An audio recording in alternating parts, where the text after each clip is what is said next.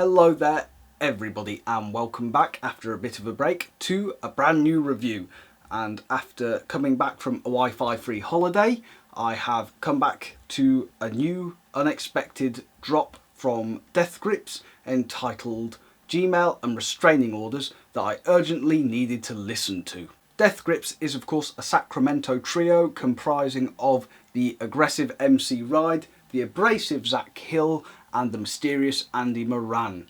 Together they form one of the most unique, intriguing and divisive bands in years, fusing elements of hip-hop, electro, punk and industrial music.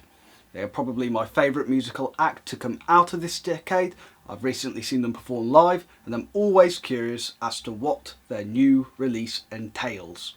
On this new EP you are hit with a sound collage, which is a concept that the band has dappled with on the previous release of Steroids as well as at live shows, and it allows a band to kick you with a constant presence that does not let up until the auditory experience is fully over. This is certainly one of the hardest releases by Death Grips sonically on the ears. By the end, you feel mentally exhausted and your ears feel bruised by the jagged roller coaster ride you put them through. It consists of Zach Hill's maniacal, frantic drumming and samples of MC Ride reciting one or two words at a time, which are then being put into an electronic blender which cuts and mashes fragments together. These sharp shards may have once formed something more whole or have been mashed together from several different projects, but as a result is so jumbled in the end it's genuinely hard to tell one way or another from the finished piece itself.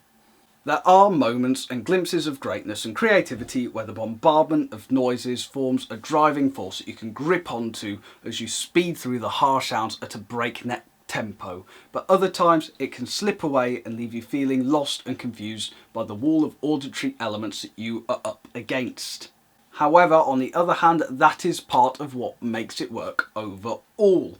It's a scary, dark forest of sounds with something jumping out of you at every turn. There's nowhere to turn, and though sometimes cluttered, it never gets boring.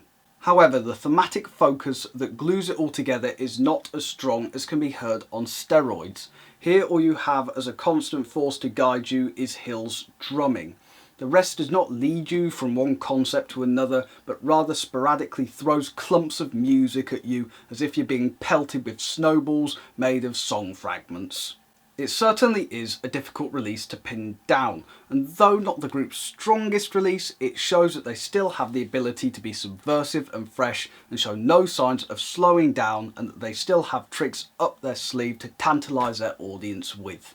I'm going to give this one an 8 out of 10, though that is just a gut feeling, as I'm still rather confused by it, which is something I thought I was well past with Death Grips, so the score isn't necessarily set in stone. Now, if you have heard this EP, please let me know your thoughts on it down below, along with any suggestions for any future reviews down in the comments. Thank you all for watching, and I'll see you next time. Bye now.